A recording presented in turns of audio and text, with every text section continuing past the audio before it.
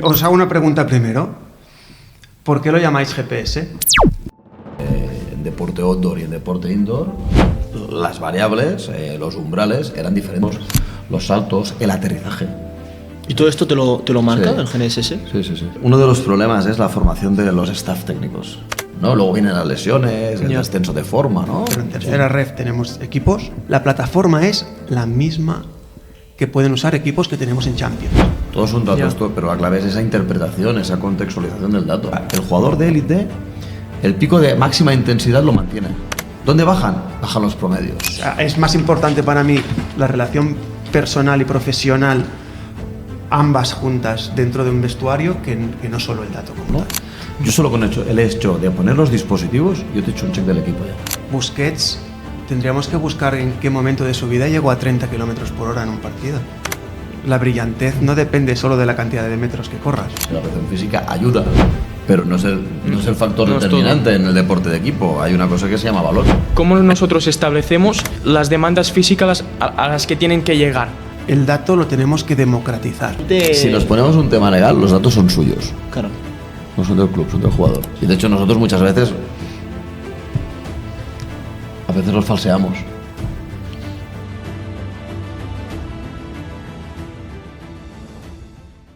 Compañeros y compañeras de Why Not Project. Bienvenidos al episodio 24 de nuestro canal. Hoy estrenamos un formato muy distinto porque no sentamos solamente a un profesional delante del micro, sino que sentamos a dos.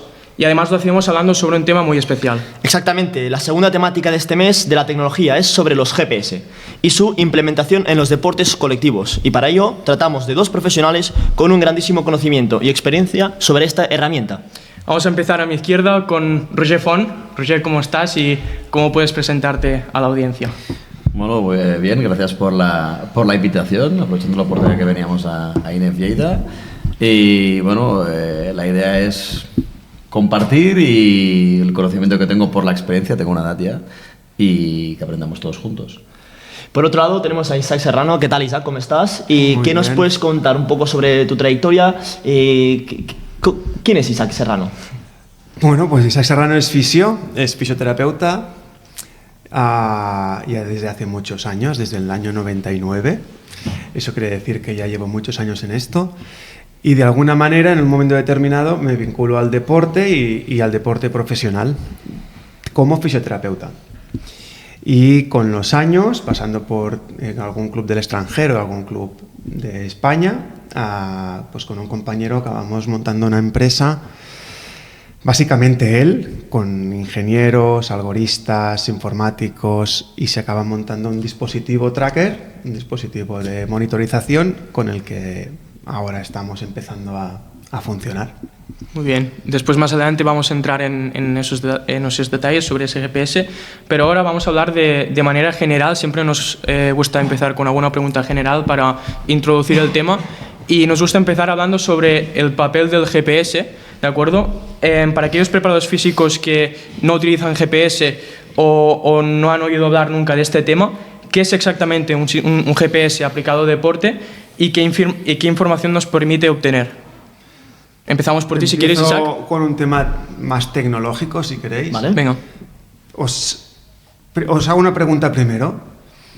¿Por qué lo llamáis GPS? ¿Sabéis por qué lo llamáis GPS? Hostia, Porque yo no lo sé. él no utiliza GPS. No. Hola, estás buena. Mucho GPS es Global Position System, ¿no? Es la geolocalización de dónde estás, lo que tienes en el coche, en el móvil.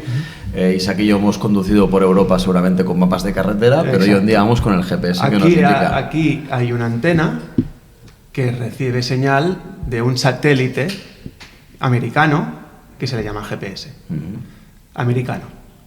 Por tanto, el GPS, el tracker, que pues por desgracia me lo he olvidado, no lo tengo aquí, es un aparato que lleva una antena que recibe información de un satélite. Entre ellos, el GPS. Y no solo GPS, pero se le llama GPS. En verdad, se llaman dispositivos GNSS. GNSS. Que significa unas cosas que ahora no me la cuento, Bueno. porque si no, no acabaremos. Pero estos dispositivos llevan una antena que recibe la información del GPS. Pero no solo del GPS, que es el satélite americano. En nuestro dispositivo en Sportimática recibe información de GPS americano, de GLONASS, que es el ruso, de Beidou, que es el chino, y por eso un GPS trabaja a más o menos frecuencia. O sea, el GPS lleva dentro esa antena que recibe información. Después lleva a los IMU. Lleva pues el acelerómetro, el giroscopio, el magnetómetro y pues alguna cosa más. Otros receptores Bluetooth para trabajar en indoor y para tener datos en directo.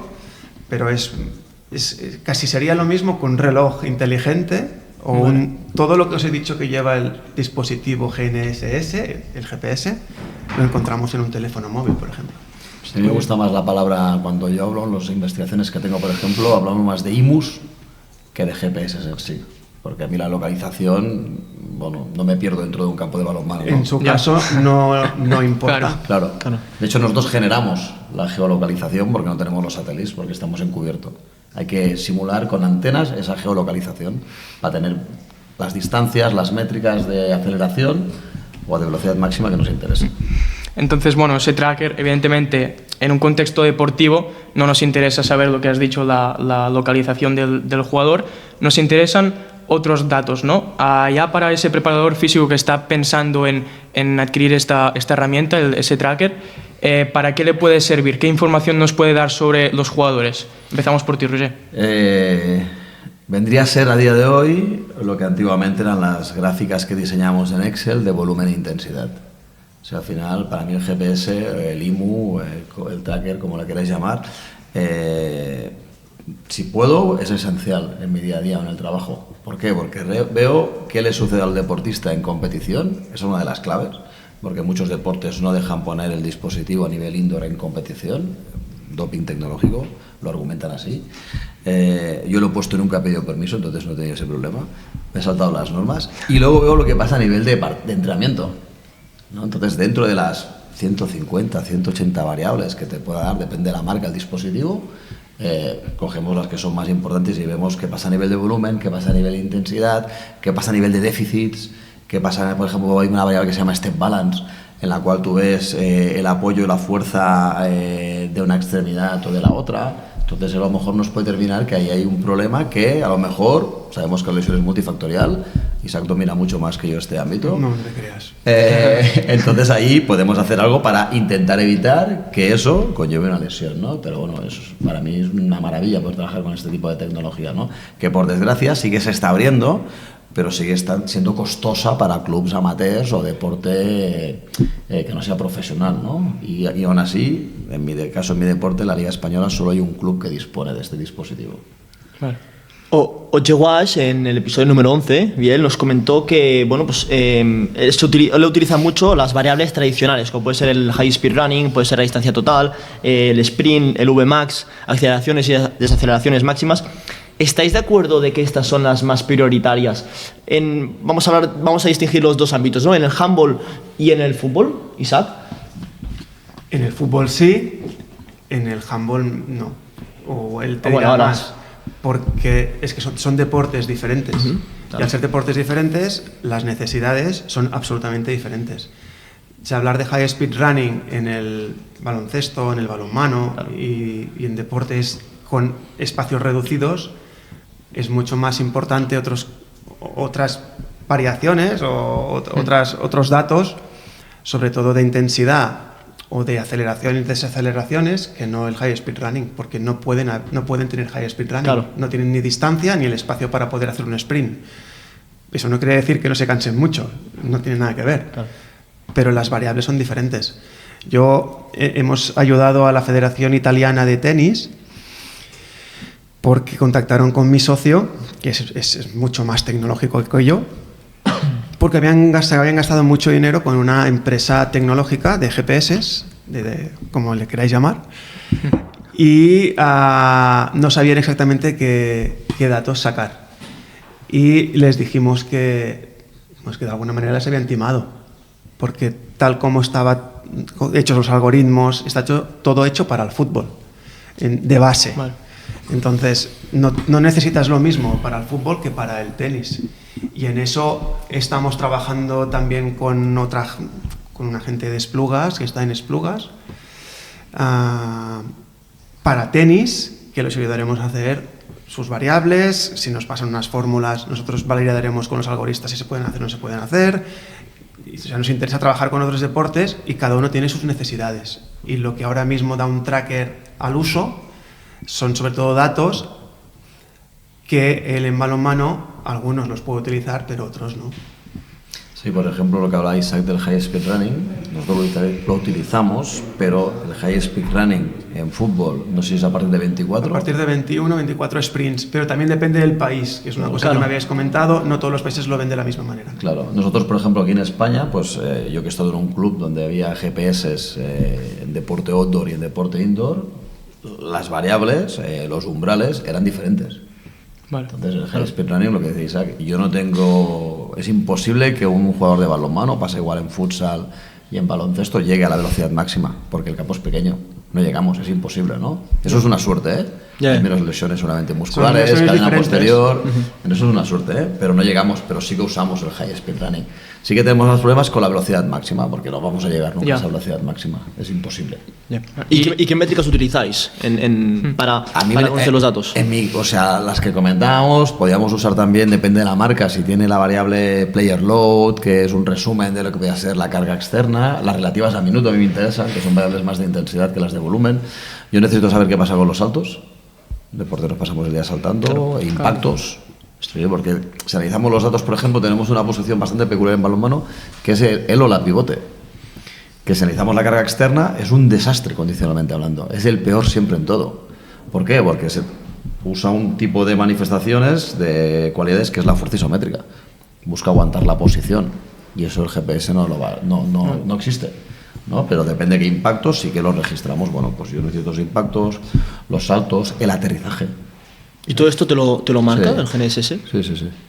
El que yo he utilizado normalmente sí. ¿Vale? Entonces depende también del software. ¿Qué pasa también? Intentamos analizar todo el mundo por igual. Lo que le sucede al portero de cualquier deporte no tiene nada que ver con lo que le sucede a los jugadores de campo. Entonces usamos el mismo software para analizar, o los mismos filtros para analizar este perfil de jugador, ¿no? Y es erróneo. Seguramente cualquier portero hay más una impulsión lateral que una impulsión frontal hacia arriba, ¿no? Entonces esto hay que filtrarlo diferente, ¿eh? Yo sé que hay intención o estudios para crear filtros para analizar lo que realmente sucede a nivel de portería, pero bueno, yo en su día ya me desconecté, no sé si los han llegado a conseguir, ¿eh? Lo desconozco. No, depende mucho de la experiencia de los preparadores físicos. Nosotros hemos hecho una propuesta para porteros con un equipo de Eslovenia que nos preguntaron qué hacíamos o qué experiencia teníamos con un club, qué hacían. Y lo que se hace normalmente... A ver, cuando se utiliza un dispositivo, no se utiliza en pasado, se utiliza en futuro. Quiero decir, él no realiza un entrenamiento para ver después qué tipo de entrenamiento le ha salido, sino que él hace una previsión y a partir de aquí, hoy es un día que toca esto y luego en el dispositivo eso se tiene que reproducir. Entonces, eso con un portero normalmente no lo puedes hacer, aun sabiendo el entrenamiento que harán. Hemos hecho una propuesta a algún club que le ha gustado y se utilizan unos dashboards diferentes. O sea, se individualiza de la misma manera que individualizamos los informes para equipos o que tú te puedes cambiar tu variable porque lo manipulas tú, pero lo hacemos muy a medida. Es una empresa que todavía tiene informáticos, algoristas, ingenieros trabajando y se hace bastante a medida. También depende del presupuesto, ¿no? Pero es verdad que no, lo que decía ahora Roger, no se necesita lo mismo en todos los jugadores. Vale. Me ha parecido interesante lo que has comentado, ¿no? De que el GPS es una herramienta a futuro. De hecho, el otro día hablábamos con Sergi Manzano, que ya lo hemos comentado, y él nos dijo que ya más la tecnología en general tendría que tener un papel más confirmatorio, que es lo que has dicho. Pues proponer un entrenamiento y a partir de ahí pues ver si realmente se ha cumplido esas demandas físicas que nosotros queríamos introducir en ese entrenamiento, ¿no? ¿Qué opináis de este papel confirmatorio de la tecnología? Bueno, yo creo que uno de los problemas es la formación de los staff técnicos. ¿Sí? Normalmente trabajamos con entrenadores, que son entrenadores. ¿Sí? No tienen esa formación como para interpretar estos datos. Tienes que darlo vía dashboard, vía informe, más o menos masticado, ¿no? Y cuantos menos hojas, mejor, y la barraca, ¿no? Haciendo un símil con el mundo del deporte. Yo Yo tengo una suerte que mi entrenador o el equipo que trabajo, él es doctor en ciencias del deporte. Entonces hablamos el mismo idioma. Pero eso es una excepción, ¿eh? Sí, sí, claro. Entonces, yo no lleno nunca de papeles o de informes. Cualquier cosa, WhatsApp, teléfono, voy al despacho. Este entrenamiento que tú crees que es anaeróbico láctico, vemos que no es así. Hostia, ¿qué hacemos? Bueno, lo cambiamos, ampliamos el tiempo, más de recuperación, pero hay ese diálogo continuo. A mí hay una frase vinculada al mundo del entrenamiento estructurado de Segurulo, que al final, ¿qué es la competición? Es el caos. ¿Qué problema tenemos? Siempre hemos intentado darle orden a todo, ¿no? Hay gente que no, que es más caótica en su día a día, hay gente que necesita ese orden. De aquí viene el microciclo, ¿no? Podríamos discutir si un microciclo dura 7 días, o dura 2 o dura 3, ¿no? Si tienes 2 partidos entre semana, ¿qué hacemos, no? Pero es otro tema, ¿eh? Pero un poco la idea es esa, de ese caos reproducirlo a nivel del entrenamiento, ¿no? Entonces el entrenador a veces plantea un microciclo con unas tareas que luego tú ves que no es lo que está planteando, ¿no? Pero tiene que haber ese diálogo. Muchas veces el entrenador sí que sabe, por experiencia o por conocimiento, que el -3 va a cargar más, el -2 va a hacer un tapering, va a afinar, y ven los datos y dices, ni por asomo estamos haciendo esto. Entonces tiene que haber esa confianza también porque depende de qué entrenador puedes ir y dice, oye, que esto es un desastre. Y dice, no, ¿y por qué? Lo dicen los números. A mí los números no me importan nada, ¿no? Luego vienen las lesiones, el descenso de forma, ¿no? Bueno, hay que ir un poco con cuidado con eso. Después hablaremos sobre esa comunicación entre preparador físico y entrenador, y quién tendría que tener esa última palabra, ¿no? Sí. Bueno, la respuesta es muy fácil, ¿eh? Sí, yo ya te iba a responder ahora, pero... es muy fácil, La dejamos para después, que lo vayan pensando la audiencia. Bueno, sí. Vale, hemos visto, bueno, hay varios estudios como el de Akeja Dinasis en 2016 que apuntan que las acciones de alta intensidad son más determinantes que la distancia total. Por ejemplo, yo como oyente, yo como apasionado del fútbol, pues el otro día estaba viendo el partido que estaba haciendo Manchester City contra el Madrid, que pasó el Madrid, y finaliza el partido y sale Tchouaméni 12,1 kilómetros. Es la imagen que te dan a nivel de datos, la única que te dan. O incluso también en Champions, el lateral derecho español, que fue Iván Fresneda, sumó 16,94 kilómetros en un partido en la remontada contra Bodo Glimt. Es un récord. Es un récord, es una locura. Pero, ¿qué quiero decir con eso? Desde la televisión siempre te dan el dato, si te dan algún dato que lo han extraído del GNSS, es la distancia total. Isaac, ¿tú crees que la distancia total es la más importante en el fútbol? No. Bueno, pero estamos hablando de fútbol. Sí, ahora estamos hablando de fútbol. Y ahora... Y de show. Exacto. Ahora hablamos de fútbol. La distancia... Mira, os explicaré un caso, al contrario de lo que le pasa a él con el entrenador con formación, os explicaré un caso de Mircea Lucescu. Este señor acaba de morir, un recuerdo para él, fue el primer entrenador que yo tuve cuando fui al Zenit de San Petersburgo en Rusia. No había visto un GPS en su vida, ese hombre, y hablamos de 2016, ya existían, ¿eh? Sí. Pues le pasaban los papeles y decía al final al día siguiente, del día postpartido, tú corriste 8 kilómetros, muy mal, tú corriste 11, muy bien, y tú corriste 12, mejor. Y mi socio, que en ese momento y sigue siendo el analista de datos allí, un día en la media parte, el entrenador le dijo a uno, tú has corrido 7 kilómetros en la media parte, muy bien. Y mi socio le dijo, bueno, mister, no el mister, se lo dijo al jugador. Después le dijo, has corrido 7 kilómetros y has corrido 7 kilómetros en 45 minutos porque no estabas nunca en tu sitio. Si hubieras estado en tu sitio, hubieras corrido 5. Entonces, la distancia, estamos hablando de rendimiento y de un orden que hay en un deporte. Da igual el deporte que sea, todos tienen que tener un orden y todos tienen que saber su función y dónde tienen que estar.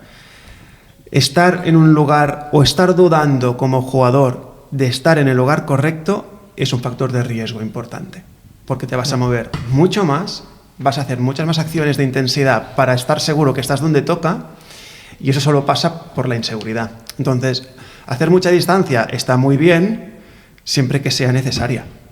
hay que contextualizarlo. Eso os gusta mucho a los preparadores físicos, el tema de la contextualización, ¿no? Pues lo tienes que contextualizar. Correr mucho. ¿Cuánto me has dicho que hizo alguien 12 kilómetros, no? Tchouaméni hizo 12,1 y el récord ahora que lo tiene Iván Fresneda fue 16,94. 12 kilómetros en 100 minutos. ¿Habéis hecho el cálculo? No. Es poco más que caminar, ¿eh? Claro, la media es baja. Sí, sí. O sea, la media es 1 kilómetro. O sea, que la media es 8 kilómetros por hora. Es mucho en un partido. 12 está muy bien. Pero fuera de contexto, hacer 12 kilómetros en 100 minutos es una miseria. Entonces, claro, hay que ponerlo todo en su lugar. Claro, y es importante, muy bien, tenemos esta distancia y ya no hablando tanto a nivel de cómo es ese jugador a nivel táctico, sino más a nivel físico, pues cómo ha recorrido esos kilómetros, ¿no? Si ha Esta hecho... es la gracia. Hombre, mi respuesta era tramposa. Ya lo sabéis, ya lo veis, no habéis notado, era tramposa. Pero quiero que la gente entienda que lo que importa es esto, cómo lo ha hecho. En un partido de baloncesto o de balonmano, si alguien corre 2, pero corre 2 a pata coja porque está saltando todo el rato, el gasto energético es enorme. Claro, claro. Sí, la clave es esta intensidad, ¿eh? ¿Cómo los corremos? O sea, y luego siempre está esta discusión, ¿no? Correr más quiere decir, puedes estar ganando de paliza, en nuestro caso indoor, y corres mucho el contraataque, o lo contrario, que estás perdiendo, tienes que correr para intentar remontar el partido, ¿no? Claro. Entonces, ¿cómo los corremos, no? ¿Qué calidad tienen esos metros recorridos? Para mí esa es la clave, ¿eh? Claro, y supongo que también es importante vosotros como preparadores pues ver ese partido, ¿no? Porque entonces después ese efecto confirmatorio que hemos comentado, que veo el partido, veo lo que ha pasado y después, hostia, los datos me encajan, ¿no? Supongo que valoras también es importante. Cómo ha sido la distancia recorrida, si realmente era eficaz o no.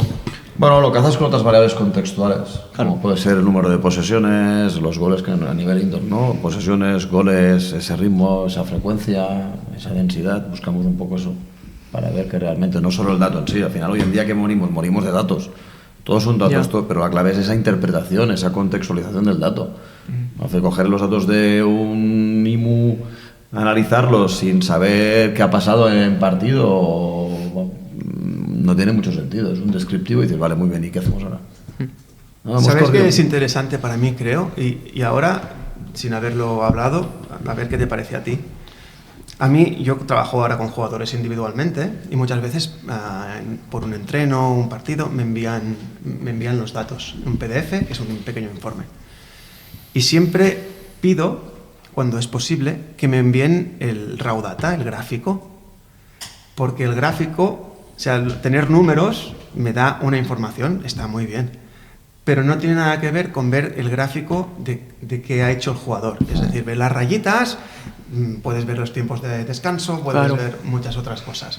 Aunque no sepas exactamente qué estaba pasando, pero sí que por la experiencia que seguramente él tiene, puedes ver que dependiendo del gráfico ha estado trabajando todo el partido, o ha habido momentos que se ha escondido, o que ha podido descansar, o que ha habido un tiempo de recuperación más largo, o el gráfico para mí me da más información, pero más de darme una idea de qué ha pasado, y después miramos el dato y bueno, también confirmas, ¿no? Pero ver el gráfico es mucho más gráfico, para decirlo de alguna manera. Sí. De hecho es mejor trabajar con sacar el Excel o el CSV y ver a partir de ahí lo que, no el informe en sí, que es muy bonito para el entrenador, pero yo necesito trabajar con los números.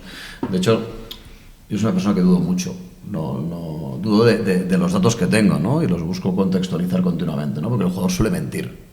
Le preguntamos un RP y miente, y la carga externa nos confirma si miente o no miente, ¿eh? Y hace unos años, creo que hace un par, hemos sacado un artículo de un europeo femenino de balonmano de chicas, ¿no? Y son a partir de un mínimo número de horas de competición, creemos todo el mundo que esa fatiga influye, por lo tanto la carga externa disminuye, ¿no? Estoy más cansada, rindo menos, ¿sí? Eso es mentira en la élite. Eso no existe en deporte indoor, que es lo que hemos visto nosotros, ¿eh? En balonmano no pasa. De hecho, vi un estudio en su día, información de un argentino que llevaba 10 que jugaba en el Barça, que se mueve más o menos por el estilo. ¿Qué significa? El jugador de élite, el pico de máxima intensidad lo mantiene. lo mantiene. Si es un sprint ganador, él o ella sabe que es ganador, al 100% lo da. ¿Sí? ¿Dónde bajan? Bajan los promedios. No voy a sprintarlo todo. Voy a sprintar cuando sé que soy capaz de ganar. Y los datos confirman eso. En nuestro caso no tiene ningún sentido en indoor porque las gráficas suben y bajan, no hay un descenso. ¿Sí? Y selecciones que llegan a la final y siguen compitiendo. ¿Qué pasa? Hay que contextualizarlo. ¿Qué permite el balonmano? Que es una suerte para todo el mundo, que los cambios son infinitos. Claro. Que tienes 14, 16 jugadoras en plantilla y pueden entrar todas sin parar el tiempo y a correr. Ese nivel de presión física es una maravilla. Te permite un trabajo interválico, cargas, descansa, cuánto tiempo de recuperación necesitas, subimos qué pasa con tu lactato y buscamos qué pasa a nivel fisiológico también, ¿no? Pero esa lógica hay que analizarla, ¿no? ¿Qué pasa con los datos? Bueno, vamos a ver, vamos a discutir las cosas. Vamos a dudar de todo.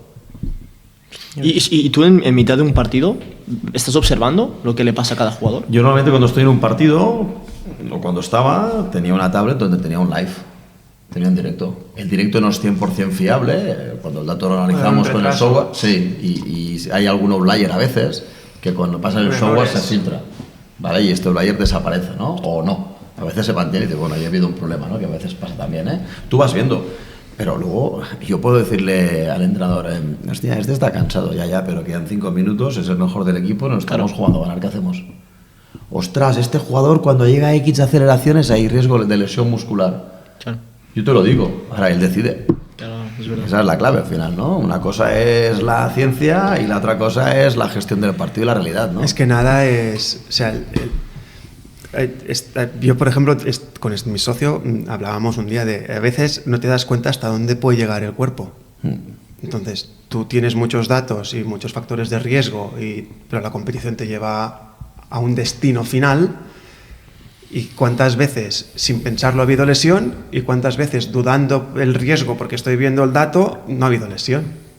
O sea, al final son suposiciones, que lo hueles, ¿sabes? Cosas diferentes. Pero el dato, luego si hablaremos al individualizar o no, el dato sí que me permite sospechar de cosas. Pero no solo el dato, sino que es el que está allí todo el día y que ve cosas que le llaman la atención. Solo con el dato es más importante para mí, sí lo es, la relación personal y profesional, ambas juntas dentro de un vestuario, que no solo el dato como tal. Yo he vinculado a los dispositivos, evidentemente yo cuando entraba en el vestuario, antes de que viniera todo el mundo, pones los chalecos a cada jugador, la talla que le pertoca, el tejido que le toca porque hay alergias y tal, y cuando saltan a pista colocaba los dispositivos, ¿no? Yo solo con el hecho de poner los dispositivos, yo te he hecho un check del equipo ya. ¿Sí? Y eso no te lo da el dato. ¿Sí? Hostia, yo voy a Isaac, se lo pongo, Isaac es un tío cachondo que se ríe, que Exacto. tal. Y ese día, hostia, está muy serio, no se ríe.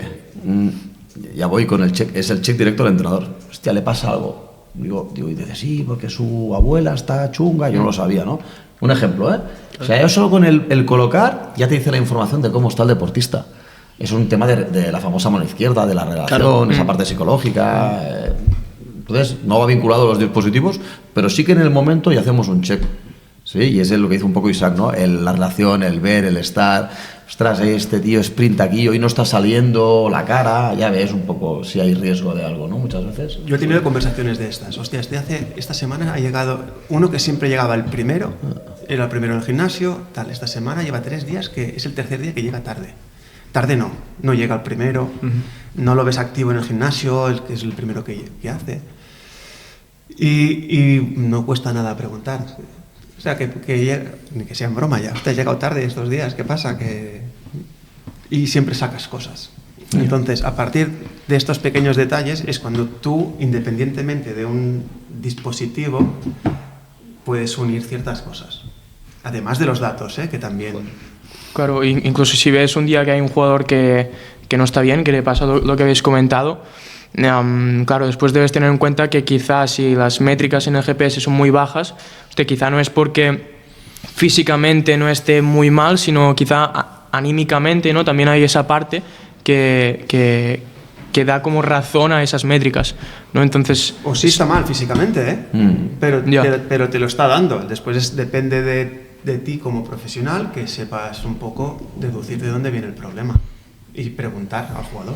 Claro, al final no solo tenemos las métricas de los dispositivos de carga externa, hay otros test, otras variables que usamos en el día a día que van vinculadas a lo mejor a la que pasa a nivel interno o la psique del deportista que nos dan esta información.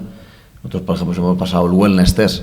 Sí, ostras, pues detectamos que había un jugador que tenía ansiedad, pero él decía que no tenía nada. Tenía ansiedad, ¿por qué? Porque él tenía un año firmado con el Barça de balonmano, quería seguir, pero el representante ya lo había traspasado a otro equipo. Buah. Entonces eso no le dejaba dormir y eso afectaba su rendimiento y a esas métricas, ¿no? Pero no porque hubiera una lesión, sino que un problema psicológico que no puede descansar, ¿no? El famoso entrenamiento invisible, ¿no? También. Bueno, pues son otras herramientas que vas buscando. Hostia, está positivo, vamos a ver otra para ver qué pasa, ¿no? No me puedo quedar solo con los dispositivos famosos, ¿no? Para ver qué. Claro, sin duda conocer al deportista y tener esa comunicación y también tener en cuenta su cara interna es fundamental para contrastarlo después con los datos del GPS. Y en esas métricas del GPS hemos hablado de las variables tradicionales, pero también hay una variable que nosotros no estamos muy familiarizados con ella porque hace poco que la escuchamos, que es la potencia metabólica. ¿Qué nos podríais contar sobre la potencia metabólica? Según nuestro punto de vista, según lo que hemos leído, sería una estimación de ese coste energético que puede producir una acción en un contexto deportivo. ¿Es así? Yo creo que es una respuesta mala para deportes de campo grande. Venga, porque en indoor no lo usamos. Mira, es verdad, pero son modas también. Nosotros, con el dispositivo que él usaba en Barça, bueno, yo cuando estaba en el Barça, pero yo no usaba los dispositivos como tal, sí que los usé en otro sitio. Son modas. Hay países donde la potencia metabólica se le da mucha importancia. Hay países, digo países, o culturas, que la frecuencia cardíaca es la base de todo. Hay otros países, quizá en España se tiene más en cuenta el tema de las velocidades y las distancias y jugar entre las dos. Y es justamente lo que dices. Pero hay otras maneras de hablar de la potencia metabólica. La potencia metabólica es un concepto sobre el cual no podemos hablar o no podemos hacer una previsión. Nosotros, en lo que es nuestra plataforma, solo tenemos datos o resultados de datos o de algoritmos que están demostrados y sobre los que nos podemos anticipar como preparadores físicos. La potencia metabólica no te permite eso. Hay papers que hablan de factor de riesgo de potencia metabólica, pero ¿cómo haces una previsión de potencia metabólica? ¿Cómo preparas la potencia metabólica antes de entrenar? Y eso hasta ahora no tenemos exactamente la manera de hacerlo. Nosotros hemos acabado introduciendo datos de potencia metabólica por la solicitud de ciertos equipos, no porque nosotros creyéramos directamente que era un dato interesante, porque ya tenemos datos que nos dan información como es el índice o el ED. El ED no sé si se utiliza en indoor, que es el equivalence distance, que es un dato, bueno, sí, de intensidad, un dato no sé si se puede considerar metabólico, pero al final es una fusión de todos los datos totales del entrenamiento, o en este caso de distancia. La distancia equivalente es qué distancia hubieras corrido diferente a la que sale en el resultado si tu velocidad hubiera sido constante.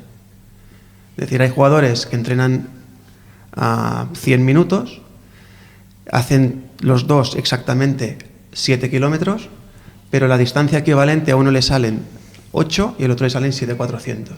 Quiere decir que la intensidad que ha elegido para entrenar o su perfil de entrenamiento al que ha hecho de distancia equivalente 8 kilómetros ha sido mayor que el que hubiera corrido 7,400. Entonces tenemos muchas maneras de tener datos objetivos y validados que no tienen por qué ser una potencia metabólica o una potencia mecánica, que también que se utiliza mucho también, quizá más en vuestro caso, pero lo utilizamos todos, ¿eh? Pero cuando hablamos más de un tema metabólico, es un concepto como demasiado grande como para que con 4 datos se haga un algoritmo. Entonces se consiguió este algoritmo que de alguna manera hay gente que lo sigue utilizando, pero hay mucha gente también que lo ha desechado. Que a mí, por ejemplo, yo no uso el trabajo metabólico porque no tengo tiempo de acumular seguramente esta alta intensidad. Me quedo más con el GIA. que es High Intensity Action. Son acciones de alta intensidad, que es otro algoritmo donde están los saltos de alta intensidad, la recepción a alta intensidad, los impactos de alta intensidad, el número de eventos, que no sé si utiliza. Otra opción, ¿no? Es la N que tengamos o nosotros separamos el número de eventos y ese número de eventos se divide también según la intensidad del entrenamiento, el evento en esta zona, eventos en esta zona, eventos en esta zona.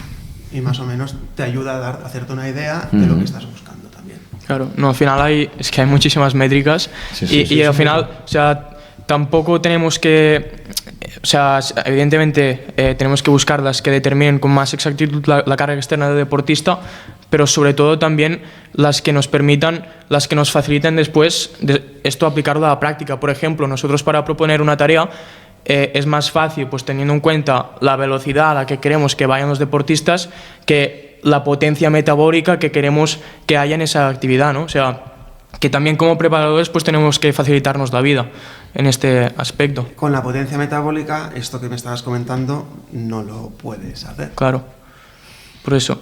Y también hay este debate también está en el tema de la individualización, ¿no? Porque al final nosotros podemos establecer umbrales fijos en valores absolutos, por ejemplo, pues un high speed running pues entre 21 y 24 kilómetros por hora, pero claro, ese umbral a nivel de intensidad, a nivel de porcentaje, no es lo mismo para un jugador que quizá para él es un 80%, y quizá para otro jugador más potente, pues ese umbral para él es o sea, para un jugador no tan potente, quizá ese umbral para él es un 95%, ¿no? Entonces sí que establecemos umbrales fijos, pero si hay mucha diferencia entre jugadores, pues tenemos que tener ese conflicto, ¿no? Entonces, ¿vosotros sois más partidarios de valores absolutos o de valores relativos? ¿O en qué contextos vosotros utilizaríais cada uno? Yo más que utilizar ahí, con mucho había trabajado en grupos, ¿vale? Para no verte un poco tarumba, ¿no? Pero más que eso, a mí lo que me interesa del dispositivo, de las variables que me dan, es las tareas que estamos realizando a nivel individual. Porque hay alguna tarea que a lo mejor en balonmano el extremo no hace nada. O sea, la carga que está acumulando el extremo está muy alejada de lo que le pedimos a nivel de la competición.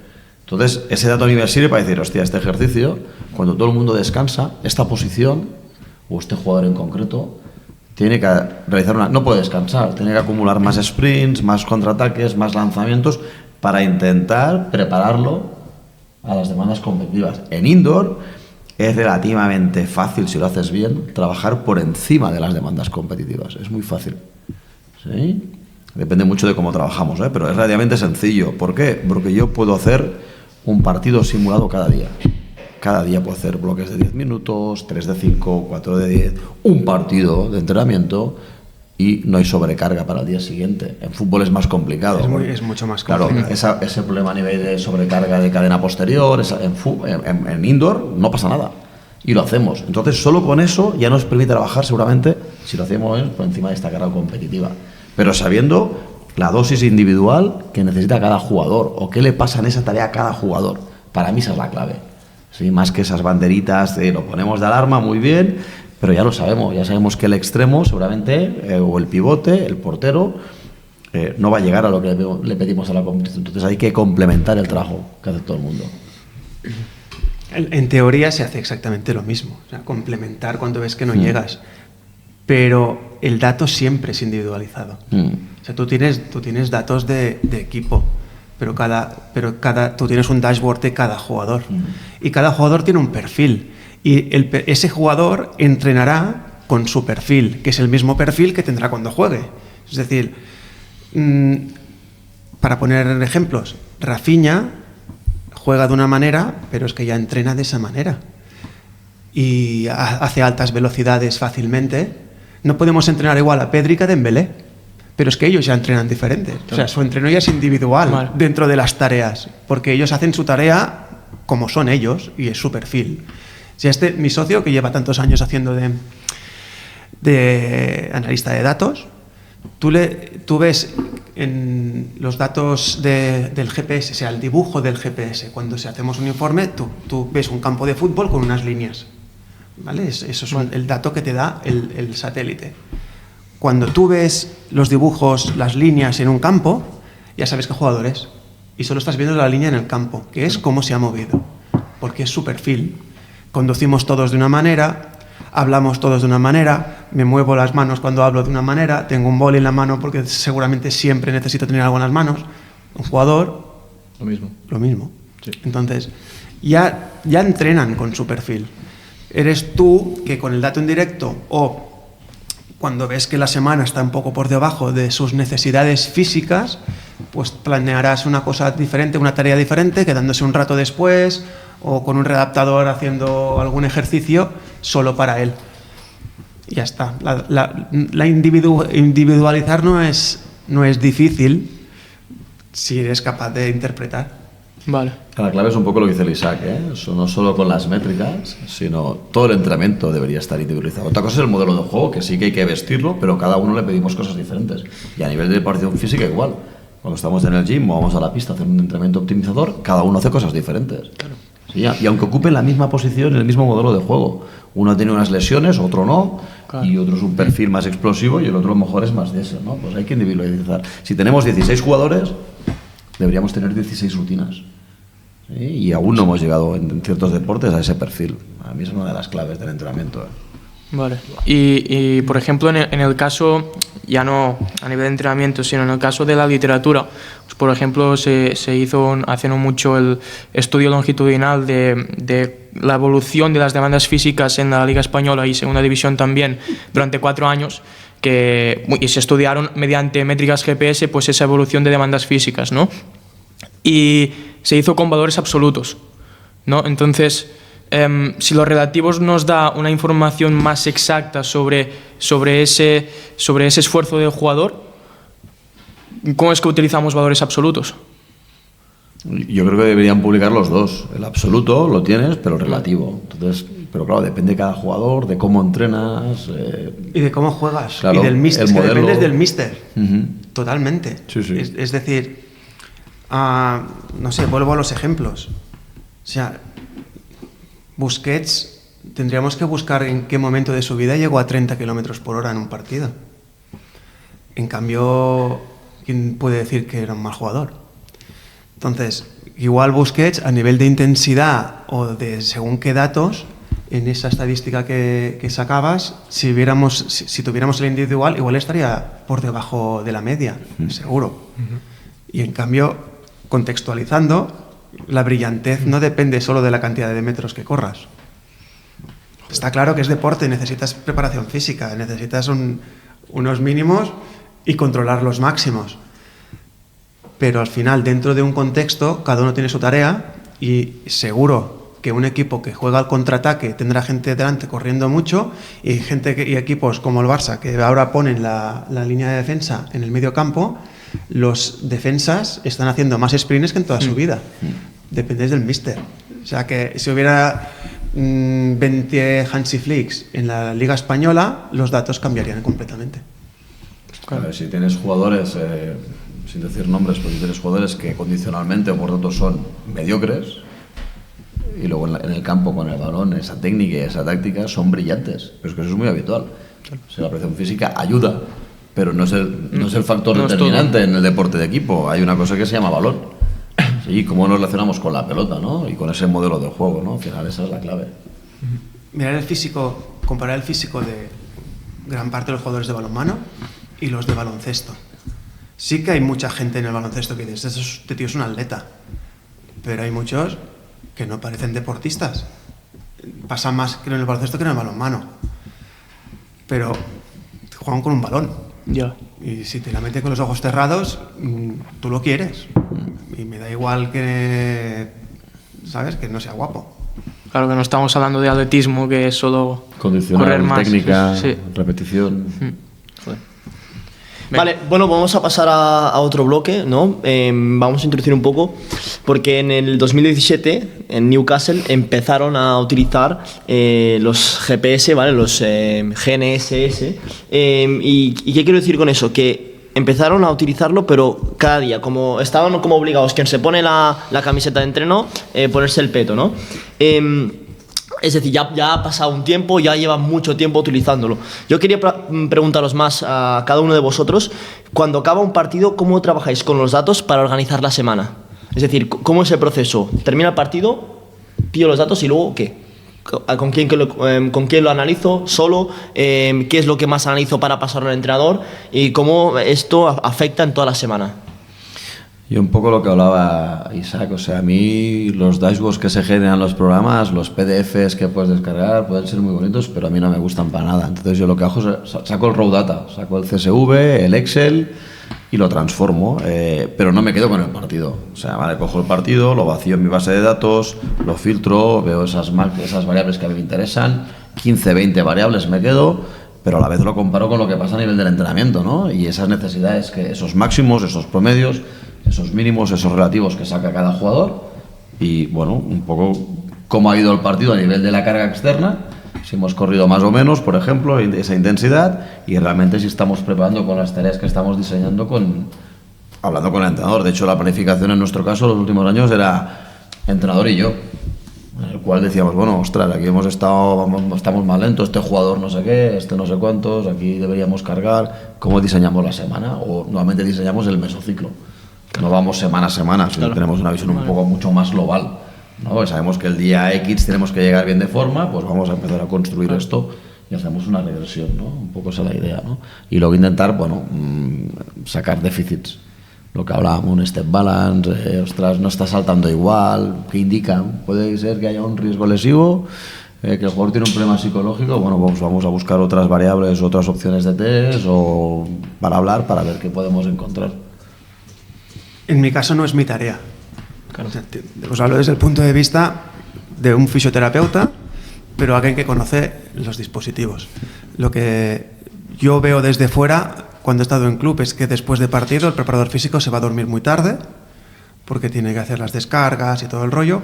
Y desde el punto de vista de la tecnología, como alguien que la ve desde fuera y desde dentro, en nuestro caso sí que intentamos personalizar lo que él necesita. Es decir, ¿qué dashboards quieres? ¿Qué información quieres? Para que no tengas que descargarte el CSV o el Excel para hacer tu Tableau o tu Power BI, porque al final son herramientas muy grandes, Tableau o Power BI, que están creadas para economía. Y nosotros hacemos deporte. Entonces, nosotros lo que hacemos es hablar con el cliente para personalizar qué es lo que quieres después del partido, para automatizarlo, para que no tengas que hacer todo este proceso, que lo tengas tan rápido como pueda ser, y qué tipo de datos, dime qué quieres y te lo ponemos. Y te lo hacemos la visualización que tú quieras tener. ¿Que te quieres integrar tu Power BI a la plataforma? Pues te lo integras. Y puedes ver el Power BI en la plataforma, o puedes ver el Oura Ring de cómo ha dormido el jugador después del partido. Todo eso lo tenemos integrado en la plataforma para facilitar la vida de quien tiene que descargar después. Y a nivel trabajo compensatorio, ¿vale? ¿Cómo distribuís ese déficit de número de sprints o ese déficit de número de o metros en high speed running a nivel del trabajo compensatorio el día después del partido o al cabo de 2 días? O sea, es decir, a partir de... O al revés, es decir, vosotros pilláis estos datos, lo pasáis al entrenador y que el entrenador sea el que distribuya el entrenamiento. ¿Cómo funciona esto, el trabajo compensatorio? Creo que Roger te ha respondido antes en una cosa, y es en su deporte es diferente. Claro. O sea, claro que tendréis compensatorio, pues, lógicamente, ¿no? Pero es el compensatorio y es muy personalizado, y el fútbol funciona de otra manera. O sea, nosotros hemos hecho, desde el punto de vista de fisio, cambio un momento el tema, hemos hecho, cuando hay un ejercicio de mucha intensidad, siempre sabemos que hay un tiempo de recuperación. Hay músculos que no recuperan su fuerza isométrica o su elasticidad, su extensibilidad, hasta 24, 48 horas, y todavía hay déficits. En el fútbol, también lo que hemos introducido últimamente es electromiografía de superficie, de músculos como el sóleo, que sufre bastante. Y hemos llegado a la conclusión en algunos casos, en algunos jugadores en concreto, que su recuperación no vale un solo día. Y hacemos 2 días de recuperación. Recuperación, pero con un trabajo de fuerza en gimnasio. Y un trabajo de fuerza, no un trabajo de movilidad solo un poco, unas cuantas repeticiones para que oxigenar, no, trabajo de fuerza, y este jugador necesita 2 días. Que lo entienda el míster es complicado. Y el compensatorio es un tipo de entrenamiento en el fútbol donde, bueno, quizás es el entrenamiento menos agradecido del futbolista. Porque tiene que hacer en la zona de confort, que es la ciudad deportiva o el campo donde jueguen, donde entrenen, tiene que hacer un día de mucho volumen y según qué ejercicios también mucha intensidad para poder igualar la intensidad que hizo su compañero en el partido. En un deporte como el balonmano entiendo yo que está claro que hay jugadores que juegan más y otros que juegan menos, pero como decía él, hay tanto cambio que no te obliga a tener a un jugador que esté tieso y que necesite 2 días de recuperación. Sí, 100%. Al final nosotros el que compensa es el que no juega, el que no entra en convocatoria. Él tiene un trabajo complementario, ¿no? En gym, metabólico, de alta intensidad. De hecho, prefieren jugar que hacer este tipo de trabajo, porque es más intenso. Luego el formato que explica Isaac, o el que conoce el mundo del fútbol, nosotros no existe el +2. No existe, no hay +2. Bueno, depende del momento de la temporada tampoco. Pero nunca, ¿sabes? Nunca. O sea, normalmente si juegas un sábado, bueno, el domingo viajas. Pero somos un deporte pobre. Entonces, si juegas en un país de Europa, lo usas para volver a casa con aerolíneas low cost. O sea, que al final eso cansa y fatiga. Hay descanso. ¿Sí? Y el lunes, que sería el +2, entrenamos. De hecho, la gracia que tiene el balonmano, seguramente si hablamos con gente de rugby, pasaría lo mismo. La fuerza es básica, porque cada vez vamos a un ritmo del juego o a unos contactos que son falta, y son lesivos, pero son falta. Entonces el deportista de balonmano, el jugador de balonmano y la jugadora lo que quiere estar es mucho más fuerte. Entonces a veces el problema está en decirle, no, hoy no cargues, que hoy ahí toca tapering, hay que afinar para tal, porque ellos van al gym cada día. Entonces, como PF, eso es una maravilla, eso es una ventaja tener ese problema. Que no el hecho de otros deportes que a lo mejor, ostras, hay que ir a hacer volumen, hay que cargar, hay que... No, es que ya cargamos. ¿Sí? Entonces es otro perfil. El indoor del outdoor es otra historia.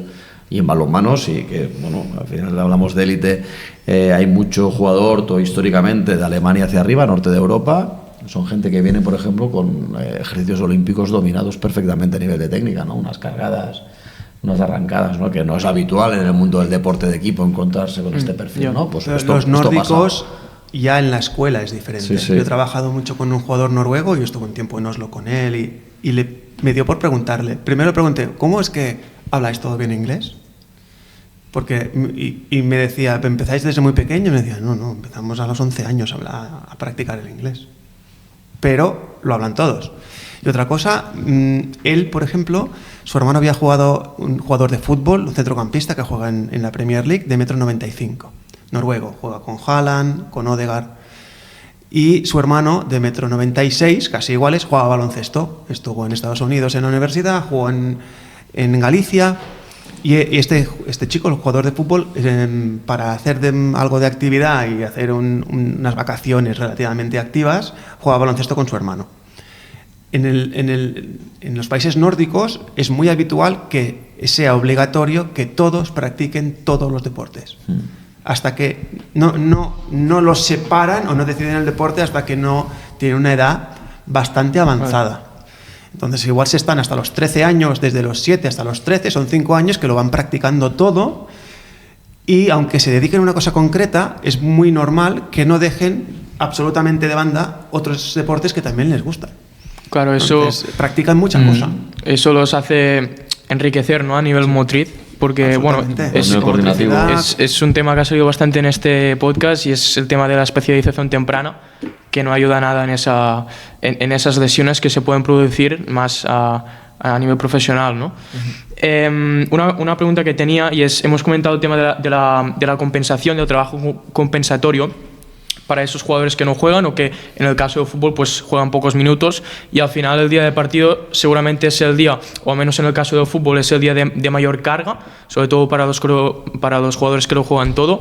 Esos jugadores que tienen que hacer ese trabajo compensatorio, ¿cómo nosotros establecemos las demandas físicas a las que tienen que llegar? No tienen que llegar al mismo nivel del jugador que ha tenido unas demandas físicas más elevadas en el partido. ¿O se compara en cuanto a los partidos anteriores suyos que había También. llegado a ese pico? Es decir, ¿con qué se compara y qué es lo que buscamos? ¿Cómo se establece esa carga en el compensatorio? Y es que no tengo ese problema, ¿no? Claro, No he tenido claro. ese problema. Entonces, acaba jugando todo el mundo o compensamos el que no juega, que la carga es muy elevada. No es específica, pero es muy elevada. Vale. En el fútbol o sea, nunca se va a buscar exactamente lo que has hecho en un partido. De hecho, es muy difícil que se llegue, porque además llegar a un partido según qué intensidades pues puede ser lesional. ¿Qué se hace? Se busca esos volúmenes, se busca esas distancias o esas altas velocidades bajo seguridad. Muchas veces, o sea, movimientos en línea recta en el deporte no existen, pero en cambio se entrena en línea recta, es más seguro. No, todo es curvilíneo. Acciones, eventos de más de 20 segundos en el fútbol no existen. Bueno, sí que existirán, pero son esporádicos. Sí. Pero en cambio en los entrenamientos sí que se hacen. En partiditos cortos, claro, hay que diferenciar lo que pasa en un partido en las actividades que como preparadores físicos preparáis para llegar a unos datos físicos concretos. Entonces hay que llegar a esos datos.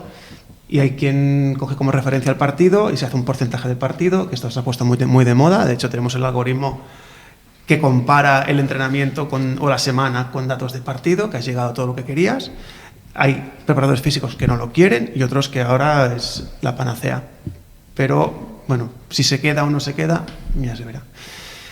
Y sí, o se buscan perfiles, es decir, los laterales derechos, pues de media hacen esto, pues tenemos que llegar a unos datos concretos.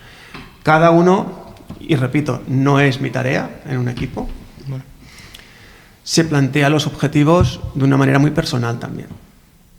Pero para preparadores físicos, quiero decir, porque al final eres quien está allí todos los días y ya sabes cómo te rinde el jugador. Entonces, al final, los que hacen compensatorio no hacen un trabajo individual, cada uno por su posición, sino que hacen todos un trabajo intenso para hacer un pico, porque si tú ves una semana de fútbol, la semana siempre tiene una forma homogénea, todas las semanas. Y luego hay que ponemos un paréntesis, cuando hay tanto partido entre semanas se hace lo que se puede y se gestiona como se puede. Pero cuando tienes una semana limpia, equipos que no están en Europa, una semana tiene siempre la misma forma. Y el último día de la semana hay un pico. Pues bueno, pues ese pico es el del partido y el que hace el compensatorio pues tiene que hacer en muchos conceptos números más altos en todo para igualarlo un poquito al partido. Simplemente eso. En el caso de que un preparador físico utiliza GPS en su equipo, más bien tirando igual a un fútbol más modesto, que se está utilizando mucho el GNSS, ¿no? Pero luego llega el día partido, pillamos los datos de todos los jugadores y luego esta información el entrenador no la utiliza durante toda la semana, no le interesa. ¿Realmente estamos utilizando el GNS, el GPS? Hombre, si no lo utilizas para nada, ¿no? Está claro. Al final, tanto a nivel del entrenador, pero que el entrenador no domine, que no lo mire, o que no lo use, o que no lo entienda, al final hay que, lo decía antes, hay que buscar cosas muy sencillitas y educar y que lo entiendan. Tú sí que lo puedes utilizar como PF, ¿no? Al final ves las tareas y a partir de ahí intentar enseñar al entrenador o explicar el por qué, ¿no? Nos interesa, ¿no? Para ver todo lo que estamos hablando, esa carga, esa individualización del trabajo, ese riesgo, ¿no? Esas tareas que diseña el entrenador, ese microciclo que el entrenador cree que el día -1 hace X y ya está haciendo todo lo contrario a nivel de carga externa. Todo eso hay que darle valor y ya que lo tienes hay que usarlo y explicar el por qué, ¿no? Sí. Claro, porque, o sea, puedes tener el GPS, pero si esa interpretación de los datos que te da el GPS no lo utilizas para modificar ciertas cosas que crees necesarias en el entrenamiento, es que es como no tener GPS. O sea, es un conflicto más, es información que tienes que tampoco la utilizas, ¿no? Claro, nosotros, por ejemplo, antes de un partido de Liga Española, corremos mucho más que antes de un partido de Champions. Y bueno, decías, ostras, y bueno, pues tiene, evidentemente, como todo, lo contextualizamos, vemos el entreno y vemos los porqués. El entrenamiento es más corto antes de Champions, pero es mucho más intenso que un partido de Liga. Sí, Liga, bueno, pues era un equipo muy superior, con lo que nos permitía hacer un poco de trabajo de volumen, ¿no? Pero esto el entrenador lo tiene que saber, ¿no? A lo mejor lo hace porque su experiencia, su nariz dice, a lo Lusescu, ¿no? Porque lo domino o no. hostia, quiero saber los porqués y que tengo que modular, porque luego viene el entrenador y la pregunta es, ¿metemos una serie más del ejercicio recuperamos más, recuperamos menos? ¿Qué te dicen los datos? Bueno, al final esa es la gracia, ¿no? Claro. Que el entrenador pregunte y tenga esa inquietud de esa herramienta que estamos utilizando. Claro. También creo que cada vez pasa menos y pasará menos, entre otras cosas porque muchos de los que serán entrenadores han sido jugadores y han llevado dispositivos, otros serán preparadores físicos, por tanto no será tanto como era en el pasado, y vosotros ya creo que no lo habéis visto y no lo veréis, del tipo de fútbol o de entrenamiento que se hacía antes y lo que se está haciendo ahora y lo que se hará. ¿A partir de cuántos días de entrenamiento a la semana o a partir de qué categoría se debería utilizar trabajo con GPS? Bueno, jolín, si tu club tiene pasta Si y lo pudieras, puedes tener... Yo tengo datos de infantiles. Hostia. De competición. Esto es un doctorado que estamos haciendo ahora y qué pasa a nivel infantil, qué pasa a nivel cadete, juvenil y un equipo filial. O sea, porque los perfiles cambian y a nivel de balonmano no hay nada publicado, por ejemplo. Si tienes la suerte de tenerlo... Nosotros nos propusimos una cosa cuando montamos la empresa y tengo que decir que yo no estaba absolutamente de acuerdo porque pensaba que estábamos haciendo el primo, hablando en plata. Y es que mi compañero, que es el que tuvo la idea, el que ha desmontado 1000 dispositivos en su vida, el que creó el prototipo y todo esto, él decía siempre una cosa, y es: el dato lo tenemos que democratizar. Yo montaré una plataforma que el dato sea libre, que la gente que la utiliza, si no quiere usar nuestra plataforma, que no la use. Si no la usa, el dispositivo será más barato porque no me está usando memoria como empresa en nuestros servidores. Y no pueden ser dispositivos caros.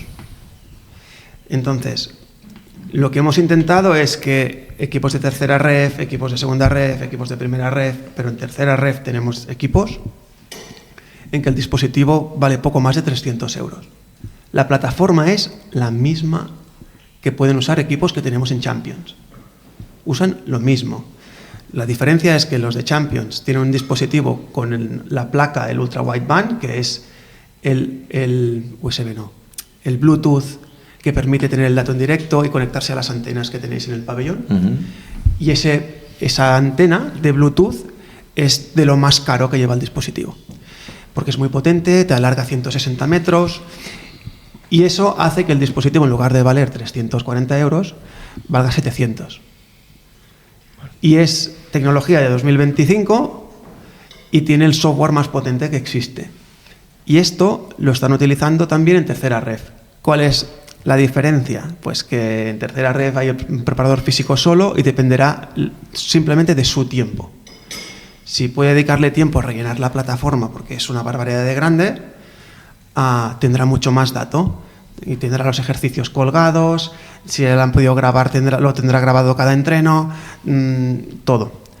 Pero la intención es que, si quieren usar en categorías inferiores, que lo usen. Ha habido equipos que se han quedado muchos dispositivos en dato en directo y le hemos, no diré regalado, pero para categorías inferiores hemos dicho usarlos. Porque no somos una empresa de dispositivos, somos una empresa tecnológica con frecuenciómetros, integramos todo dentro de la plataforma, todo lo que podamos integrar lo integramos, plataformas de fuerza, todo. Y lo que da riqueza a una empresa así es el dato, no es vender dispositivos, no es el hardware como tal, que también, pero lo que importa es que el software sea rico y tener más datos mejores, hacer algoritmos mejores y hacer fórmulas mejores. Okay. Ahora vamos a contestar la pregunta que nos hayamos hecho antes. Ante la situación de que un jugador RP se encuentra bien, datos de GPS están en las nubes y el entrenador lo necesita, ¿quién tiene la última palabra para que este jugador juegue los 90 minutos, si puede, de todo el partido? Normalmente el que manda. El entrenador. Tú lo puedes explicar, pero él ¿a quién van a echar? ¿A ti o al entrenador? Claro. Al entrenador, ¿no? Entonces el entrenador decide. Evidentemente, si hay una lesión y el médico, el fisio, el PF, todo el mundo Eso es otra dice cosa. que, claro, De que médicos no. de por medio y Claro. tal, el entrenador suele respetar. Pero si eres tú el PF o el fisio, seguramente no. O hay una lesión que incapacita, o hostia, está en el límite. Depende del partido. Estás jugando a la final de la Copa de Europa, ¿qué haces? Claro. A jugar. Otro tema es cómo gestiona el jugador. Lo tiene que saber él, ¿El qué? que sus datos están... que ha reventado GPS. ¿Tú crees que esto es bueno? Que él sepa... yo me encuentro bien, Mira, pero realmente... Si nos ponemos un tema legal, los datos son suyos. Claro. No son del club, son del jugador. Lo acostumbran a pedirlo. Sí, sí. Y de hecho nosotros muchas veces... A veces los falseamos. Sí, poniendo como el partido. No tengo la experiencia en eso. ¿eh? Si no ha ido No. bien el partido y quieres meter un toque, hostia, pues sacas algún dato, tocas algún número. Hostia. Y dices, esto es un desastre, tío. Un tema de motivación a veces, ¿no? Buah, Tú trabajas con los datos reales, ¿eh? Pero sí que a veces los presentas y dicen, "Mira, chicos, ¿aquí qué ha pasado? Es la psicología del deporte. No hemos corrido, bueno, lo que nadie explica al final, ¿no? No hemos corrido nada, ¿eh? Ostras, pues entonces, Estoy muerto. pues vaya mierda de preparador físico que tienes, ¿no? enseñas los datos, haces un par de collejas y dices, venga, Sí, espabila. bueno, a veces, y no va mal, no Ya. va mal. Pero es eso, tú explicas al entrenador y depende del partido, de la situación, de la relación, de la confianza, de tu trabajo, pues... Pero la obligación del PF es comentárselo al entrenador. Yo lo comento todo. Comentarlo todo. A ver, las chorradas no, pero en este caso de trabajo, yo sí, le filtro, ostras, este chico hoy aquí hay algún problema de algo, Vale. de la variable que sea. Y luego que decida él. ¿Eh? Y luego que decida el entrenador. Sí, lo hablamos, lo ponemos en consenso con más gente del staff. Claro. Y para el preparador físico, claro, nos podemos encontrar el ejemplo que hemos comentado, ¿no? Que hay un jugador que revienta el GPS con una carga externa increíble, pero después nos pasa el RP después del partido y vemos una carga interna muy baja, que el jugador pues se nota bien, no se ha cansado mucho. ¿Qué dato pesa más? Yo creo que es complicado que pase eso, ¿eh? Sí, yo Vale. sí que tenía un jugador, hablando de nórdicos, un islandés, que todo el año era 1 el RP. Recuerdo un día que se tuerce el tobillo, esguince, RP, 1. Pues viene un día de entrenar, era un tío que entrenaba cada día, él no tenía fiesta, era un tío que alargó su carrera deportiva hasta los 38 años. Y viene un día en un gimnasio de Barcelona de una cadena muy famosa y se ve que hay unas escaleras. Y hacía, el típico ejercicio de pliometría de salto de 3 en 3. Y en una resbala y todas las tibias la tomaba por saco, ¿no? De la hostia. Y vine ahí, ¿no? RP, 1. Bueno, no pasa nada, chico. O no lo entendía o era un tío muy duro. Al final los islandeses, yo he tenido la suerte de trabajar con muchos, son un perfil cultural peculiar, pero son unas bestias, ¿no? Claro, y ahí está esa parte de conocer al... Pero yo una pretemporada que hace datos de RP con datos de Wimus y dije, vamos a ver si realmente me engañan. Y no mentían. No mentían, o sea, buscas el estado de forma, el indicador y salían todo creíble, ¿no? El que te engañan lo sabes. ¿Cuál es el problema? Si lo cazas con RP, el jugador que sale enfadado del partido. No ha jugado, lo han cambiado. Hola, ¿qué tal? ¿Tu RP? 0, vete a la mierda.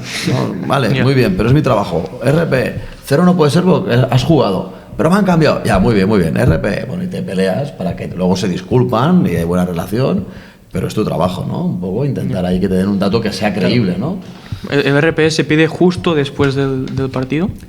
Normalmente por logística, cuando termina el partido, saludan, tal. GPS. Sí, van al vestuario, quitas GPS, vas quitando, van entrando y vas preguntando lo más íntimo posible, porque si él dice 6, Ya, tú que eres claro. más fuerte que él dirás, yo un 4, ¿sabes? No, aparte se miran entre ellos. Claro, se comparan. Por eso a mí no me gusta no me gusta. No comparto la idea, alguna marca de dispositivos hacen una aplicación para que el jugador, cuando le vaya bien, lo marque. Y eso creo que no es que sea un error, pero te quita un poco de verdad al asunto. Porque yo creo que es bueno estar ahí, porque el día que a él le dice el islandés 2, dices, coño, ¿Qué ha pasado es hoy? solo un 2. Es solo un 2, pero no es un Pero- 1, ¿sabes? Entonces, de eso sirve la relación. Claro. Vale.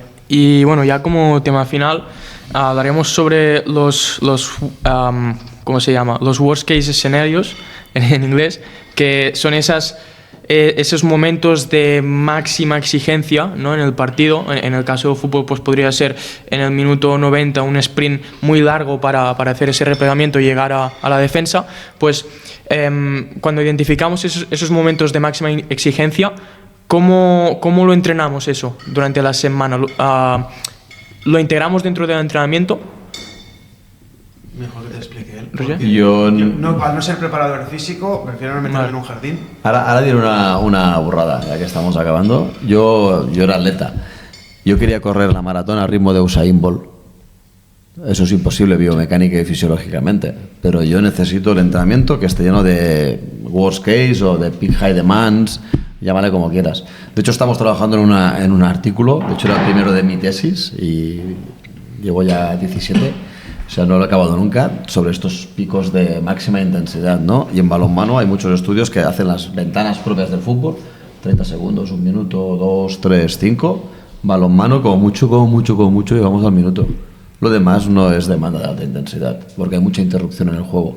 Y el campo es pequeño. En fútbol a lo mejor sí que podemos ir a unos 3 minutos de un contraataque, un repliegue, y lo dejamos, ¿no? Pero yo intento trabajar con esas máximas demandas. De hecho, el entrenamiento simulado que planteamos nosotros muchas veces, que es ese partido, trabajo de posesiones, trabajo a goles, el ritmo es espectacular. O sea, a lo mejor 5 minutos, bloques de 5 minutos y 10 a 10. No defiende ni Dios, pero correr y alta intensidad por encima de las demandas que nos exige la competición. Un poco vinculado a lo que explicaba antes, ¿eh? En indoor es relativamente fácil trabajar por encima de las demandas competitivas. Y depende del jugador. Sí, claro. Depende del jugador. Ahora, no es exactamente esto, pero me adapto a lo que estaba explicando la Roger. Velocidades máximas. Usain Bolt corría, ¿qué? 46, 47. Y después juega fútbol. Y creo que hizo un día un 34. Cuando tú tomas los datos individualizados que decís vosotros, ¿cuál es su velocidad máxima? Claro. ¿Cuál coges? Depende de en qué sector. Jugando estamos. a fútbol no llega a 34. Pues no le pongas un 47, porque si no siempre trabajarás 60% de su velocidad Tienes máxima. que coger esa velocidad máxima del partido, ¿no? Nosotros, hablando con preparadores físicos, cuando les explicamos la plataforma y el uso, porque a veces no son expertos. Y con los expertos no hace falta que expliques mucho, solo cómo funciona, ya está. La gente más inexperta pues te preguntan más cosas. Entonces, nos pregunta la velocidad máxima, cuando ya sale el pico en el GPS, ya se introduce sola en el programa y dices, bueno, pues no, ponla tú, porque en este caso, ¿qué haces? O un error de falta señal de la antena, lo que sea, y te hace un pico y te corre 200 por hora, que no lo has corrido, pero es un error y si te lo cambias solo, tienes entonces... Por eso tenemos que decir que al final quien interpreta sois vosotros y a partir de ahí. Bueno, llegamos al final. Antes de cerrar el vídeo, queremos preguntarte un poco, Isaac. Has estado comentando durante todo el podcast, durante todo el capítulo, hablando sobre esta empresa que tenéis, que se llama Sportematica. A ver si nos puedes comentar un poco qué es Sportematica, qué es este proyecto que tenéis entre manos, para que nuestros oyentes puedan conocerla. Bueno, yo creo que ha quedado claro un poco, sí, ¿no? sí, claro que comentándolo, sí, porque es muy difícil separar una cosa de la otra. Es un proyecto que no es mío de inicio, sino que es de mi compañero. Yo lo que sí que he diseñado y me he encargado de hacer es una plataforma muy grande donde queríamos que los clubes tuvieran toda la información unificada, es decir, desde los datos de los dispositivos vinculados a test de pretemporada, que todo esté en el mismo sitio. Hemos integrado plataformas como Vault, como Kinvent, como frecuencia cardíaca, está todo integrado. La medicina está integrada, de manera que todo pueda funcionar en un mismo sitio y no tengamos que ir tirando Excel o PDFs y poderlo vincular todo a un solo espacio. Y eso llevó a crear unos dispositivos. No es fácil, pero ahora que ya está hecho es cuestión de ir evolucionando. Para la información, a nivel tecnológico, para vuestra información, o sea, los dispositivos, ninguno es muy diferente unos de otros. Simplemente que la tecnología cambia. Me pasaste un artículo que era 2013 y me dio por mirar el 2013 qué iPhone había. Claro. iPhone 5. ¿quién se vería ahora con un iPhone 5 si no va ni el WhatsApp? Entonces, lo que teníais en 2013, lo que hay ahora a nivel tecnológico, es un mundo. Nuestro dispositivo trabaja con 25 datos de frecuencia, pero que al final depende de los dispositivos GPS, de los satélites. Aunque trabajando en indoor, la tecnología ahora nos permite trabajar siempre a 25 datos por segundo, cuando lo normal es 15, 18. Eso mejora un poco la fiabilidad del dato, aunque la velocidad a la que se mueve el cuerpo humano y tampoco veréis una variación tan grande. Vale. Según algún artículo que he leído, un 2%, en que se valoraron dos GPS, uno de 15 y otro de 18 hercios. Bueno, un 1%, un 2%, tampoco pasa nada. Pero